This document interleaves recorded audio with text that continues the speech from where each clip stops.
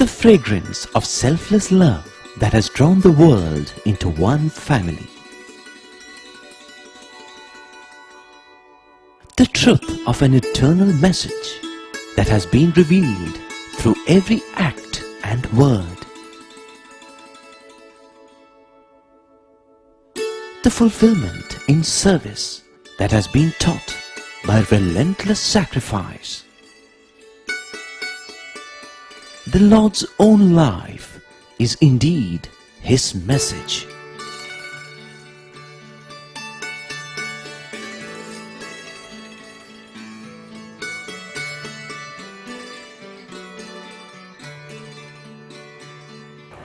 Sai Ram, and greetings from Prashanti Nilayam. It is a pleasure to welcome you again. And just to remind you, today we are presenting the 6th episode of our special serial entitled The Message of the Lord. Just in the last episode, I was telling you that whenever we face a moral crisis or wish to talk to God, He speaks to us via a special hotline called the Buddhi. And if this hotline is not in regular use, it can have breakdowns. And this can be a serious problem in times of emergency. It is obvious, therefore, to do regular maintenance of this hotline to keep it in good condition, so that not only can God talk to us whenever He feels it necessary, but also so that we can cry out to the Lord when we are in deep trouble.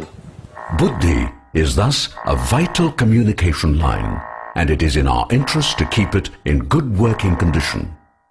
The question now becomes, how does this hotline to God become dysfunctional? In other words, when and how does it fail? Buddhi fails the same way gadgets and instruments that we normally use fail. For example, if we have a bicycle and we wish to use it anytime we want, then clearly the cycle must be kept clean, the bearings must be regularly oiled, the tire pressure must be constantly checked, air pumped in if required,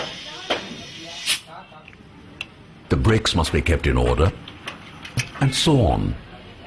In the same way, the maintenance procedures that Baba recommends for keeping Buddhi in good working condition are: always avoid bad company, always do your best to see good, hear good, and speak good, and finally, try and chant the name of the Lord as frequently as possible. These things are not all that difficult, are they? Yet, people do not bother. Why? Because they do not understand or appreciate the significance of Buddhi. Here is a simple example of how ignorant people can be of the gifts that God has endowed us with. Now, what is the most precious gift that God gives to each and every one of us? Clearly, it is life itself. And therefore, we ought to take as good care as possible of ourselves, right? Just have a look at these pictures. Life is supposed to be precious, and yet, look at how careless these people are about safety and the unnecessary risks they are taking. Some say these sorts of things can happen only in the third world. Well, similar things happen even in advanced countries also. For example, car accidents caused by drivers texting while driving is rapidly increasing.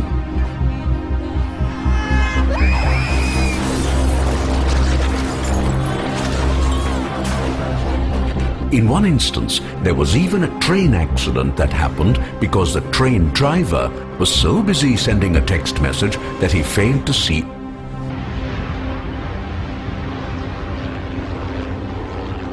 In other words, indifference to things important is far too common, and that applies to Buddhi also. Buddhi is so important that this is how Lord Krishna cautioned his chosen disciple Arjuna. The essence of what Krishna said is the following: O man, if you allow your mind to be drawn to objects of the world and develop attachment to them, then step by step desires would build up in you. And when you are not able to fulfill your desires, you are likely to become more and more angry. And when anger is allowed to grow, it would lead to jealousy, hatred, and such other undesirable qualities.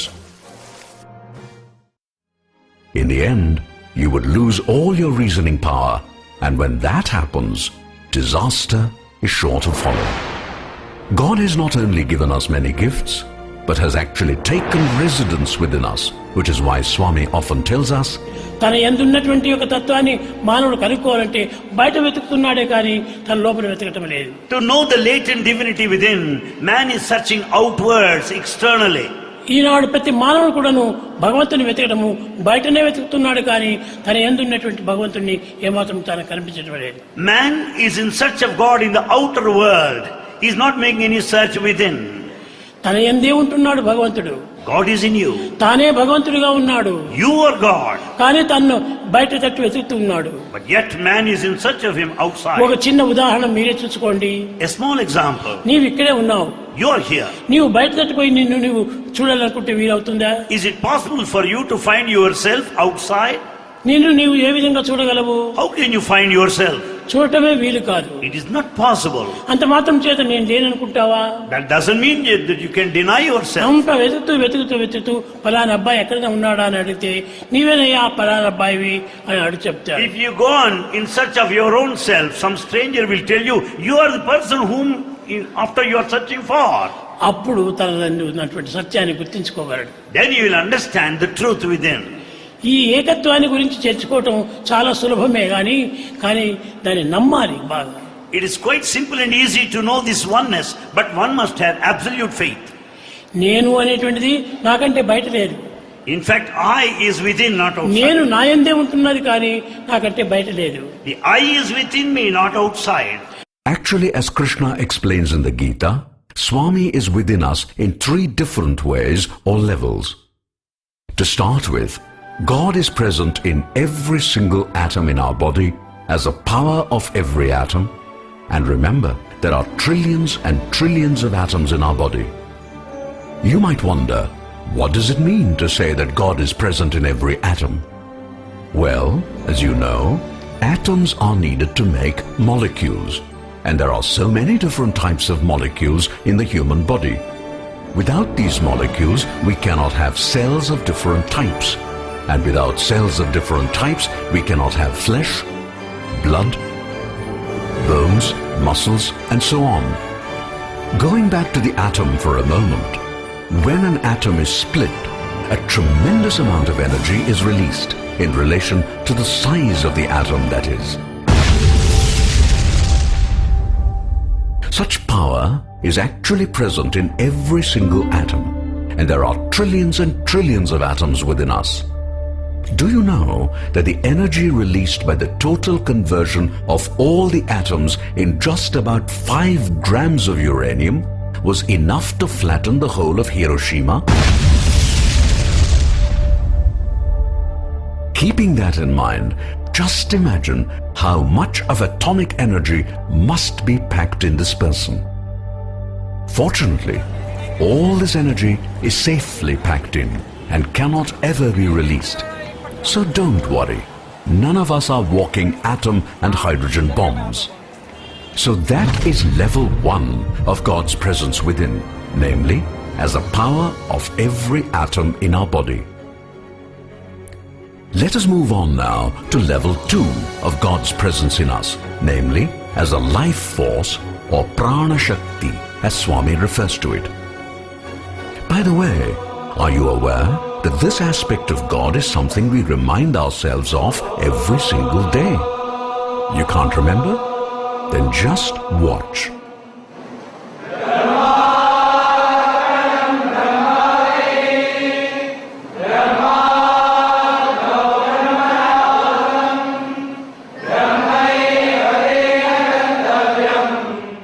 Remember that shloka? Isn't that familiar?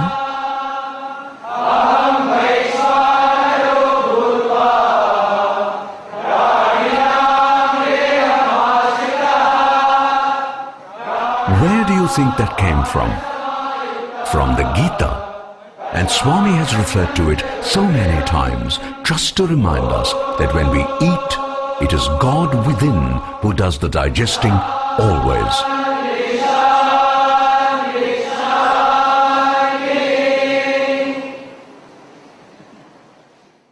And God does this for every creature, from the ant all the way to the elephant and the whale.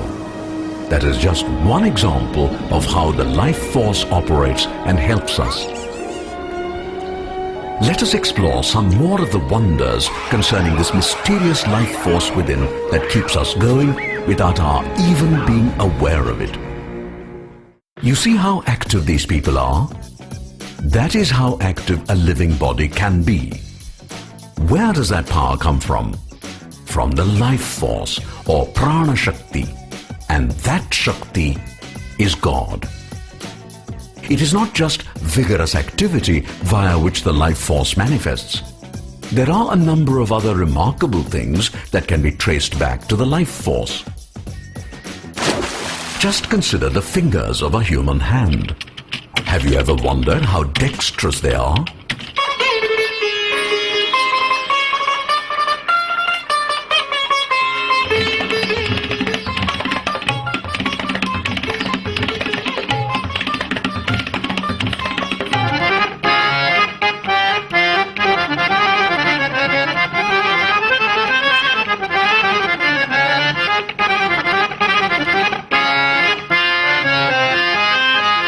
Isn't that amazing?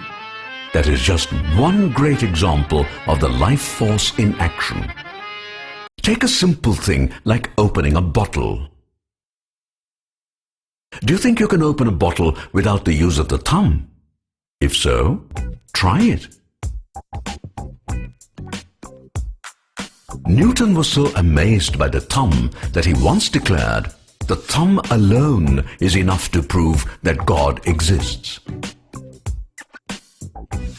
Here are some amazing facts about the human body that we all take so much for granted. Let us start with the heart. We all know that the heart is a pump that is vital for circulating blood, etc.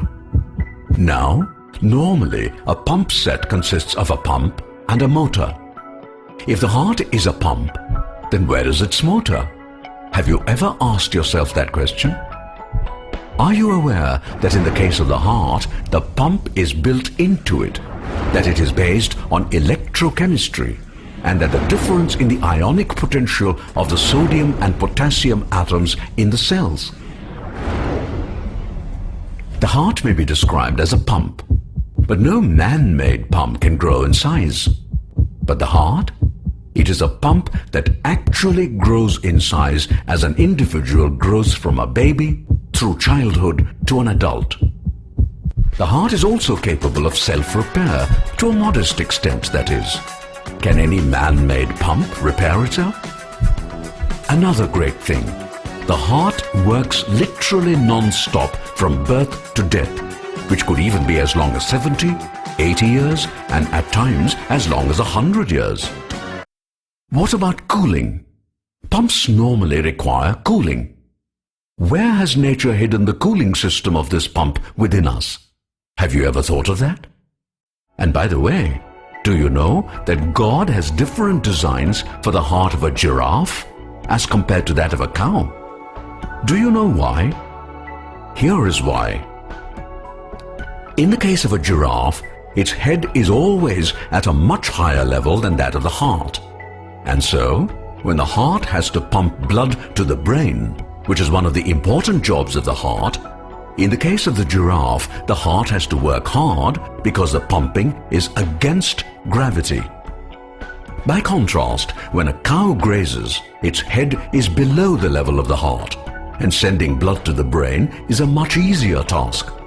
So, God has a somewhat different design for the heart of a cow. Let us now go to the third level, where God functions as our conscience. Remember what Swami says about conscience? That is right. God speaks to us from within as the voice of conscience via buddhi. Buddhi is thus the hotline that brings us the voice of God. That is why it is important to keep this line open always. And that is possible only through sadhana, or spiritual practices which are specifically meant to cleanse the mind. Avoiding bad company, seeing only what is good, etc. is what sadhana is really all about. I have a question. If God is in me, is He in all the other people too? Of course He is. How can God be partial? Okay, let me put it this way. There are 6 billion people on this planet Earth. If God is in each and every one of these 6 billion people, do you mean to say that there are 6 billion gods? చూడండి, బల్బుల్లో ఎక్కడ చూసినా కానీ ఒక దీపం వెలుగుతూ ఉండాలి. You find bulbs here illuminating. కానీ బల్బులు వేరువేరుగా ఉంటున్నది, కానీ కరెంటు ఒక్కటే. You see the many bulbs here, but the current being one. ఈ కరెంటుకు మూలాధారం ఏమిటి? What is the basis foundation అది for current? దివ్యమైన శక్తి. That is the divine power. అది వైరు ద్వారా వెళ్ళి It flows through the wire. మనసు ద్వారా బల్బుగా నిలిచి And it stands there in the bulb of the mind. ప్రకాశంగా వెలుగుతూ ఉంటుండాలి. And shines forth as light. కనుక ఈ అన్ని వెలిగించేటువంటిది, తొలగించేటువంటిది, తిరిగించేటువంటిది సర్వం కూడాను ఆత్మతత్వమే. Therefore that brightens, that illumines, that revolves is the nature of Atma only. దీనిని నేను ఎప్పుడప్పుడు చెప్తున్నాను, సత్యము, ధర్మము, శాంతి, ప్రేమ అని. Bhagavan refers to them as Satya, Dharma, Shanti, Prema. There is surrounding the planet an atmospheric belt. That air is everywhere, and there is no place it is not.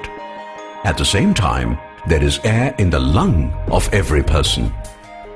So you see, air can be everywhere and also in all lungs at the same time. In the same way, God can be everywhere and in all entities and beings. Which is why Swami says most emphatically, ఏది చూసినా కూడాను వారిని గొప్పవారిగా మనం భావించాలి. Consider everyone divine and great. అందరి యందు దైవం ఉన్నాడు.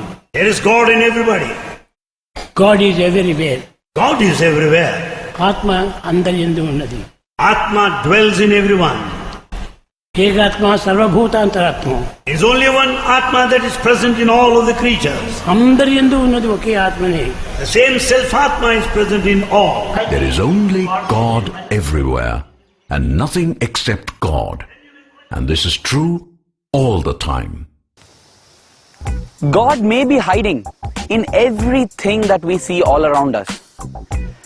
But my question is, when I see a wild animal, I see a snake, or for that matter, even a bad person, how do I see God in them?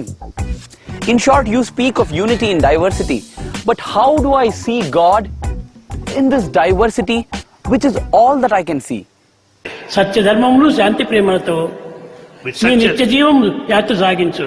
carry on your life sojourn with the principles of Satya, Dharma, Shanti, Prema. ఈ సత్య ధర్మములు మనకు నిలిచినప్పుడే ప్రపంచం కూడా మనకు నిలుస్తుంది. And when these two are well maintained, the whole world would be safe and secure. కనుక నీవు ప్రపంచంతో నీవు పోరాటం అక్కర్లేదు. You don't need to fight with the world. ప్రపంచం నీకేం అపకారం చేసింది? And the world has not done any harm. అపకారం చేయనటువంటి నిరపరాధులను శిక్షించడం గొప్పదా? Is it anything great in attacking those who have not been guilty? ప్రత్యక్షంగా నీకు పరోక్షంగా ఉండినటువంటి సత్యధర్మలను నీవు పోషిస్తున్నా. Therefore the fundamental qualities of Satya Dharma వాళ్ళని has to కాపాడుతున్నా. maintain. See that they are preserved. వారిని కాపాడుతూ వచ్చినప్పుడు అవే నీకు తిరిగి అస్త్రంగా మారి నిన్ను పోషిస్తూ వస్తాయి. They in turn will protect you. ఇలాంటి సూక్తులు, ఆధారమైనటువంటి సూక్తులు మీరు నేర్చుకొని పెద్దలకు అందరికీ బోధించాలి. These teachings you should learn and share with everybody, elders in society. ఎలాంటి ఆపద కలిగినప్పటికీ సత్యాన్ని నీవేమాత్రం వదలకు. At any point of time, in spite of obstacles and ధర్మాన్ని ఏమీ difficulties, వదలకు. never give up truth and dharma. ఆ రెండింటినీ మనం ప్రధానంగా గట్టిగా పట్టుకున్నప్పుడు With all the determination you catch hold of these two, దైవమే మనం ప్రత్యక్షంగా వచ్చి God will come to you directly నిన్ను కాపాడుతూ ఉంటాడు. and will protect you. You may say, All that is okay. I see a snake. How do I deal with it? the answer is simple.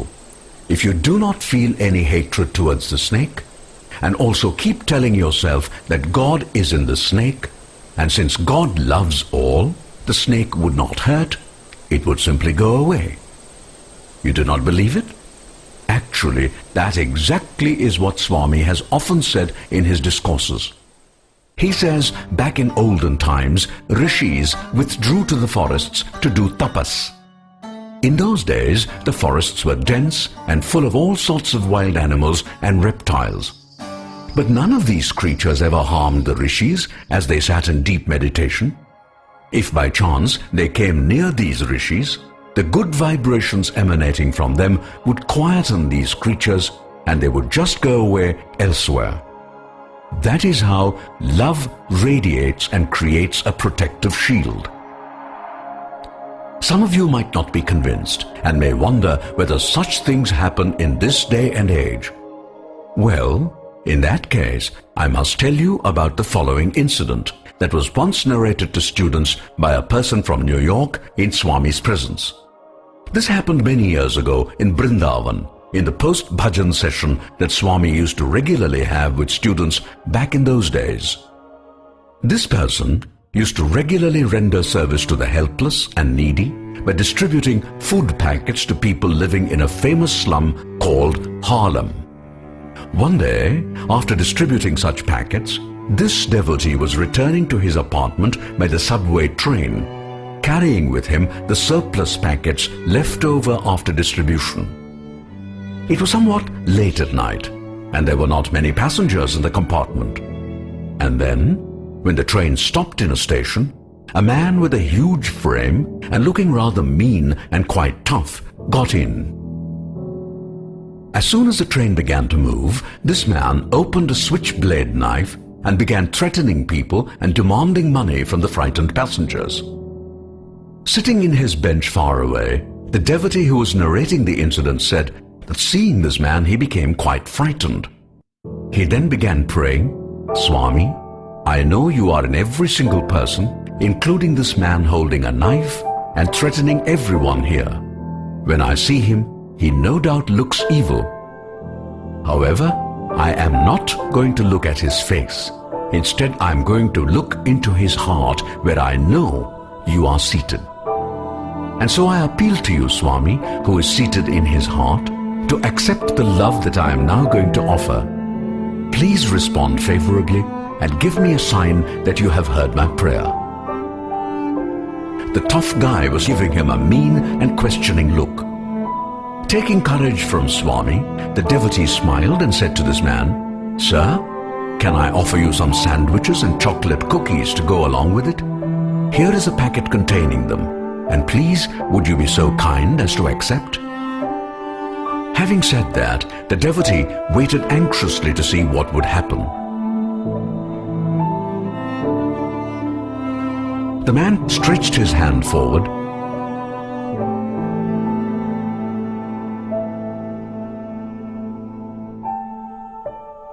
put away the knife, and began to eat the sandwiches and the cookies.